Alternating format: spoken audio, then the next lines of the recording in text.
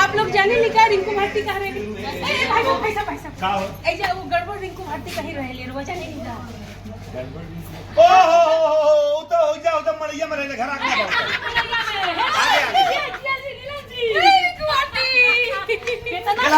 कितना झूठ बोला ये तुम्हारा दुश्मन है। हाँ पक्का ही हमारा दुश्मन बहुत अच्छा घर है तो वो बोलू हां बहुत आज नहीं है कोई तो सब मिल के जाई बावरा बहुत खुशी भइल बहुत। हां बैठो ये हमारा घर बा आओ अरे बैठो कैसा लागल का कोई दिक्कत कोनो परेशानी तो ना होला। हां तेरी तो गलिए चलकर छोट गाड़ी तो हम क्यों चल रहे हैं अरे पीछे खड़ा करेंगे कि हम रास्ता जब पास जान बुझ के बोलबे काहे पर खातिर देखा के इतना बोल लोग आता आप बाप रे गाड़ी ट्रक सब घुसा छोटा पातर रास्ता रखले भाई ताकि जल्दी से क्योंकि गाड़ी में घुसी ना आखिर बाकी हम ना बननी हां गाड़ी चाहे उतना दूर खड़ा करे तो पड़ल बा कोई तो ढूंढे जा गई नहीं है देख लियो बहुत बढ़िया और घर के लोग बात सब ठीक बा सब बढ़िया बा। हम ही सुनिया कि कल तोरा की चोट लग गई बा। अरे बाप रे बहुत भारी भयंकर बड़ा जोर से आंधी आई रहे दुनिया के एगो डॉक्टर 4 गो ना सब तोरा के घेर के इलाज करे कल सब इतना बड़ा चोट नहीं। हां देखा भाई नीला पड़ गई ओहो तीनों ये सब हम आइल रहे तीनों केवड़िया में चपा गए आंधी तूफान से और सब ऐसे ठीक बन बहुत सब ठीक एकदम भगवान की कृपा साईं बाबा के। अब देखिए ना कितना भीड़ लागल ही के मारे हम जिलारी पर नाम लिखल केहू के लोग खाए टाटी खानी हमरा के घेर हमनी के सिनेमा लोग देखेला ना अब वैसे का देखवालो उहे बनी जन सिनेमा में होकिला जन बाहर है वो अंदर ई सब हमारा अपन गांव के लोग दीदी भाई प्रणाम सब हमारे लोग भाई सब बड़की भाई चाची जा लोग पानी उनी लेके आवा तने दूर से ए भूइला तने लेबा रे भूइला की हो अरे हमर बेटवा के नाम है घोइला। अरे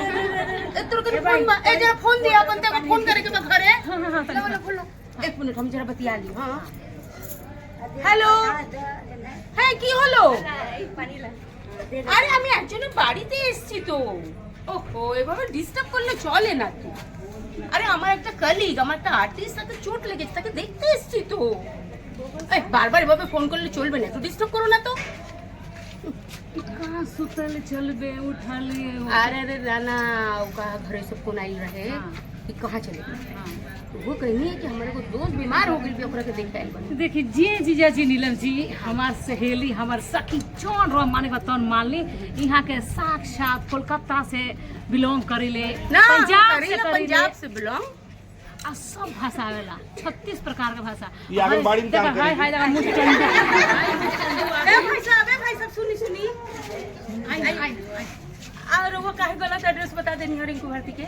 थोड़ा वो मोबाइल में जो वायरल भइल बा ये अरे ई बड़ा गड़बड़ सड़बड़ न्यूज़ फैलावेली हो। अच्छा तो गलत एड्रेस से केहू के ना बतावे कि हम इतना दूर से नहीं झूठ ना बोली ले जा पहले हम दवाई पिया आंगनबाड़ी वाला जा आंगनबाड़ी में दवाई पिलाता है तुम नहीं झूठ मत आग लगा है पटी पड़ता हम जरा ना जे जीजा जी नीलम जी पटी पड़ता जरेला ये जी हमारा और लोग बाबा पूछी जलता तो है हो जाता है पानी पी चलते आयल बड़ा दिन से पानी पी। हम सुना था तुम्हारे गांव में जब पानी देता है तो गुड़ देता है गुड़। हाँ वो भी है तो तो दिया ही नहीं कैसे मारा मीठा होता वो पानी से कहाँ हुए बड़ा ठंडा पानी का हो। अरे इनार से भरवा कर रख ले माने पिछवा खेत में बताओ शहर में हमनी का फ्रिज में भी इतना ठंडा मर जेबो कोई ठंडा ढेर पानी ना पिएगा। अरे गुड़ हो अरे मीठा हो अरे এটা গুড় अरे एकरा के बिहार मीठा कह जाला এটাকে আমাদের ওখানে গুড় বলে